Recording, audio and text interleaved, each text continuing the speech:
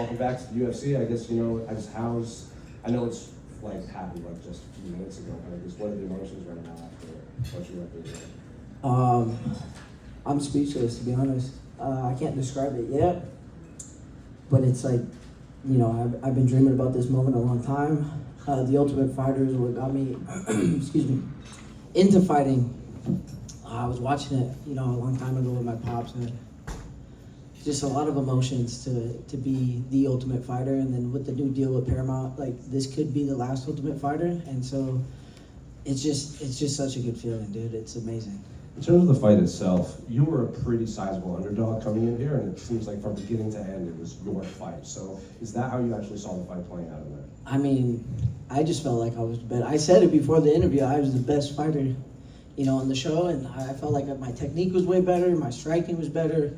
He couldn't grapple with me. I just knew I had him beat everywhere. And then I think I felt him after the first takedown, where I started getting him into the half guard. I hit him with a good elbow, and he just felt like, I seen him open his guard to try to get up, and I was like, yeah, he's done. And then when I had the choke at the end of the round, Uriah and my coach Joey, and I could hear Chael there too, they were just yelling like, dude, put the pace on him right now. Now it's time to break him. And and then once we hit the ground, and I could kind of feel him slowing down. And usually what happens is like if I ever give up guard, most people are like, oh yeah, now it's my chance. He didn't do any of that, and the triangle was just like piece of cake.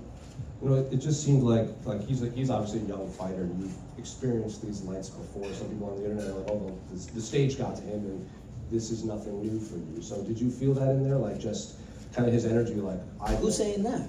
No, they're saying. They're saying that? The internet is like, oh, the moment got to this guy, and your experience showed through. That's not my fault, dude. If the moment got to him, that's not my fault. That's a him problem. It is an advantage because like the first time I did fight in the card, like in the UFC Mexico, there was so many emotions and just the lights and the music and everything. And we're the same age. We're 30, so he's young. Yeah, I'm young too. But like we're like kind of identical. In matchmaking, the record. He's never lost before. I've lost on the big stage.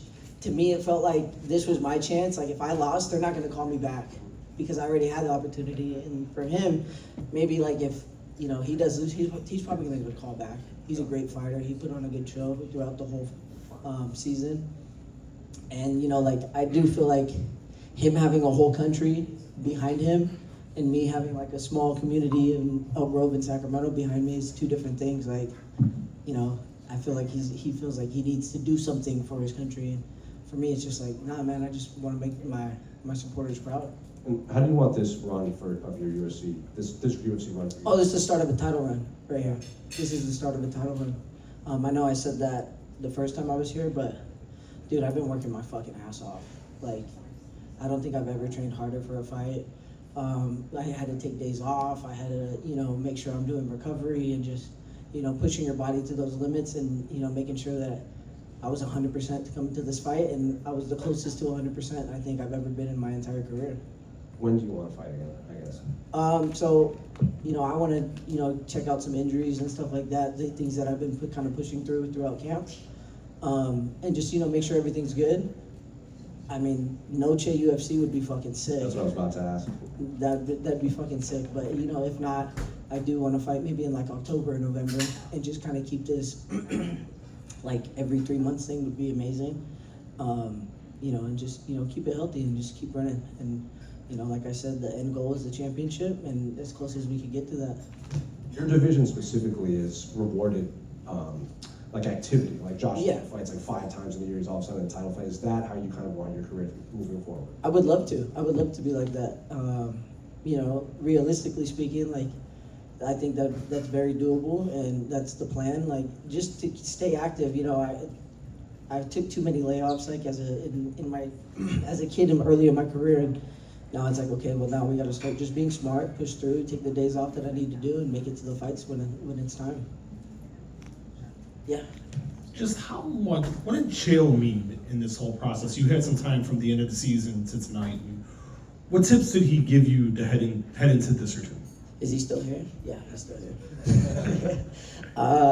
No, dude, Chael is fucking amazing.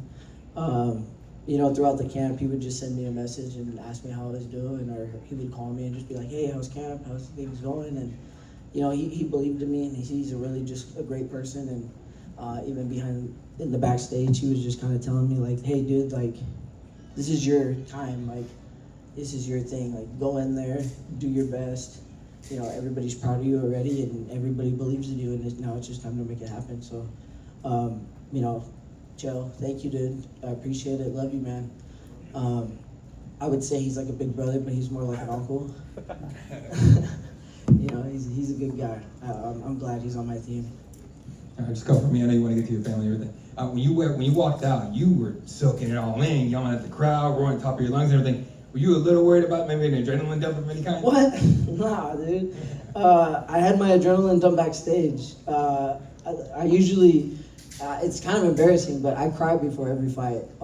I just try to make peace with, you know, anything can happen in that cage, and you kind of have to sacrifice your life to be victorious in there, and just accept anything that can happen. You know, injuries are a big part of this game, and you know, I just want to go back and be healthy and, you know, go see my family. This is the first fight where my wife, my mom, and you know, my oldest got to come. My baby stayed at home with my mother-in-law, but it's the first UFC fight my family's ever got to go to, so it's a big deal for me, and I feel like coming in here, I won already.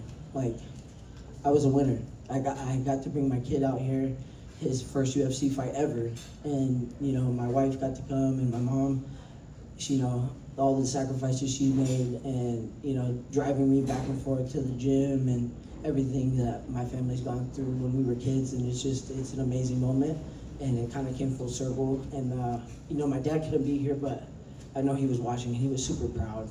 Back home, he was texting me and calling me and just giving me kind words, and you know, he's the reason why I started getting into the sport, and so, you know, I just want to give a big shout out to him too. There you go, man. So your oldest was here, he got to see it and everything. You know, still 8 years old, you know, doesn't really, maybe not understand like gravity or like weight of the moment, right? Yeah. Especially the little one though. When you look back one day, you sit them both down, be like, hey, this is what happened, you tell them your story. What lesson do you want them to take away from that?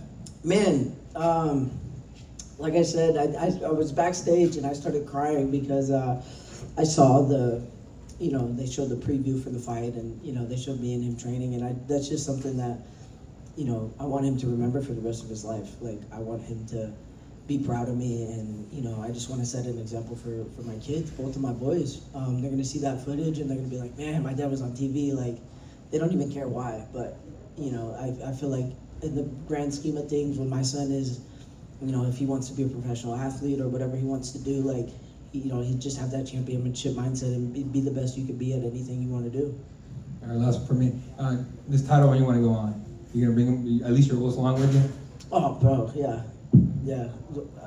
So you said one more time? Oh, so it's like this title run you want to go on. You gotta bring your oldest along with you. Now that he's training with you and everything. Oh, dude, yeah. He's I signed him up for a jiu-jitsu tournament already in a couple months. So he didn't have a choice really, because if it was up to him, he wouldn't compete. But he loves jiu-jitsu, and it's a great bonding experience. Ever since I came back from the show, he's been asking about fights and talking about fights, and hey, when can I meet Chael? You think Chael would pick me on the team? Like, am I gonna be on the team? And you know, the first thing he did when he seen Chael was like, hey, how come you lost the coach's challenge? And just, you know, kind of, you know, like an 8-year-old, just kind of asking whatever's on his mind. So, you know, it's a great experience to have him. And, you know, I don't want him to be a fighter. That's just, you know, if he wants to and he chooses to, like, I'll 100% support it. But, you know, I feel like my youngest is actually going to be the fighter. Congrats.